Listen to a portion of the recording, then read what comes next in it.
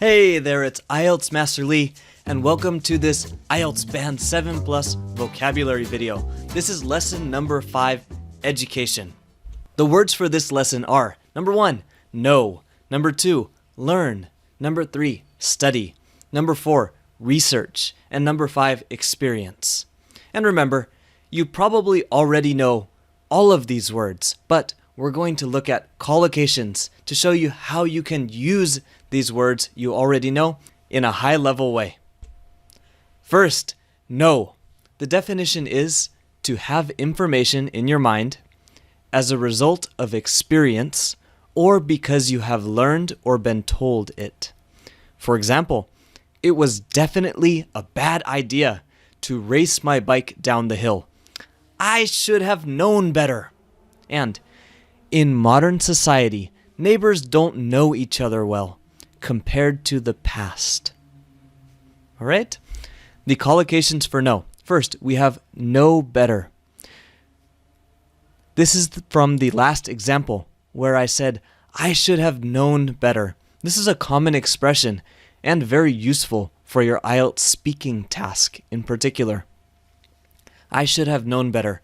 I should have known that I shouldn't do bad things like what I did. I should have known better. Next, know the answer. I know the answer to the question on the test.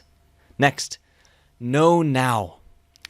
I know now what I should have done. I know now what I should have done. Next, know exactly. It's very important to know exactly how many questions there are on each part of the test. Next, know enough. Know enough. I don't know enough about biology to really give a good speech on it. Next, know well. Know well. Oh, that person? Yeah, I know him really well. I've known him since I was a young child. All right? Next is learn. Number 2, learn. The definition is to get new knowledge or skills. For example, I learned the basics of the violin when I was in 3rd grade. And punishing children can help them learn the difference between right and wrong. Some collocations for learn. First, learn skill. To learn a skill. Next, learn language. To learn a language. Learning a language is a great way to improve your mind. Next, learn a valuable lesson. This is for example, when children make a mistake and their parents scold them. They tell them you did something bad. Sometimes the children can learn a valuable lesson, what is good to do and what is bad to do. Next, learn about. To learn about something. You can learn about animals. You can learn about biology. Next, learn the basics. The basics are the beginning of some kind of skill or subject. Learn the basics of playing the violin. Learn the basics of chemistry. Next, learn the difference between. The difference between.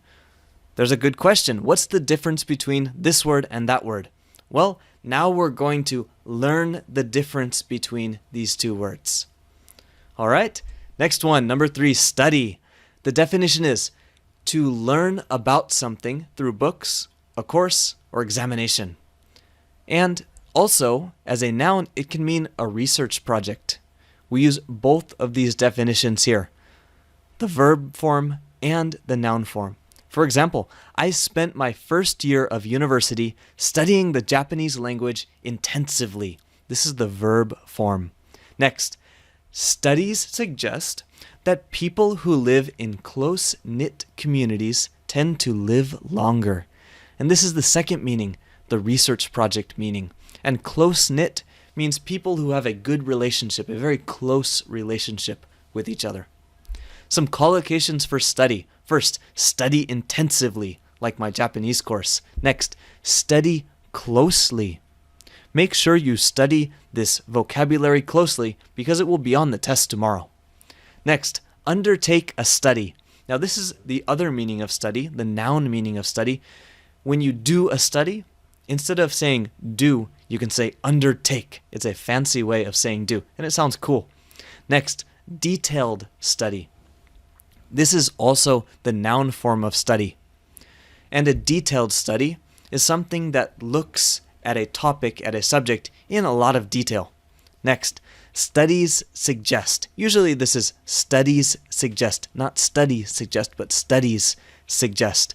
And when you have lots of different research and you want to talk about the results of all of this research, you can say studies suggest. Look at the last slide for an example sentence. And finally, a case study.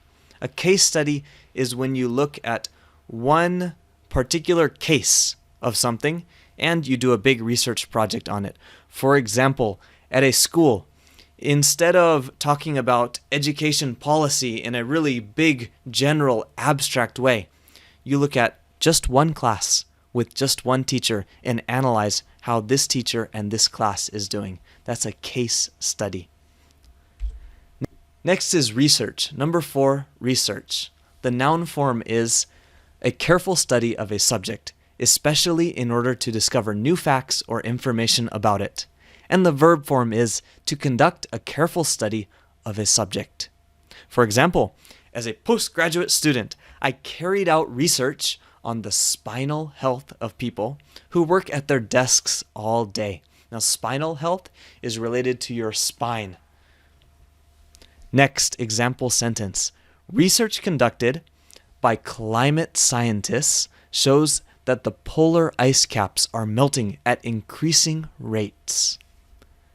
And some collocations for research. First is carry out research. This is kind of like undertake a study that we had before. Next, conduct research. This also means to do research.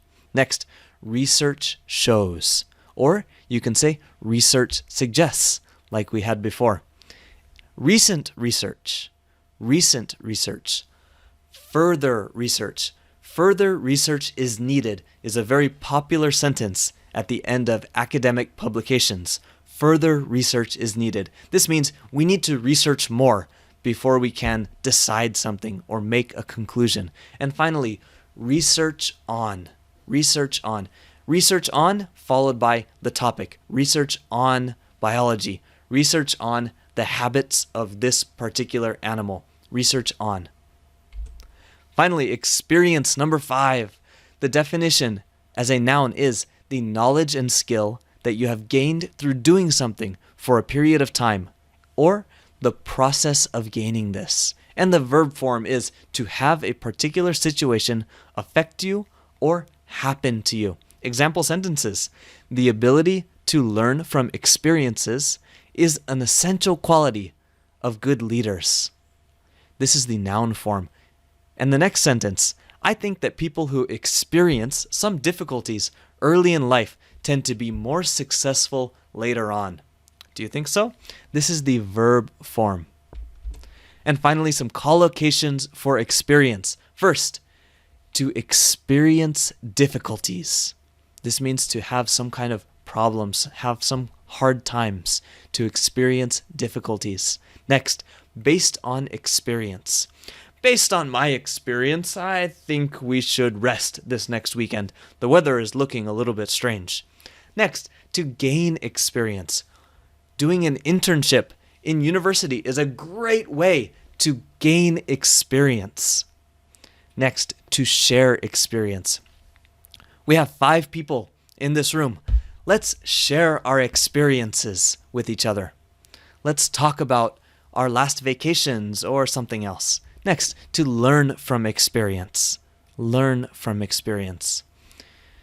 And finally, practical experience. Practical is useful, real.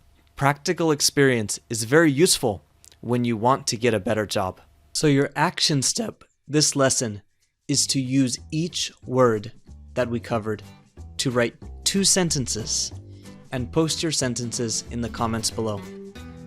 Be sure to use the collocations we introduced whenever you can. Thanks so much for watching this video.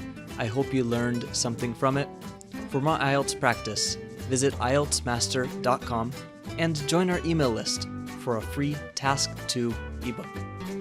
You can also connect with us on Facebook at facebook.com/IELTSmaster site.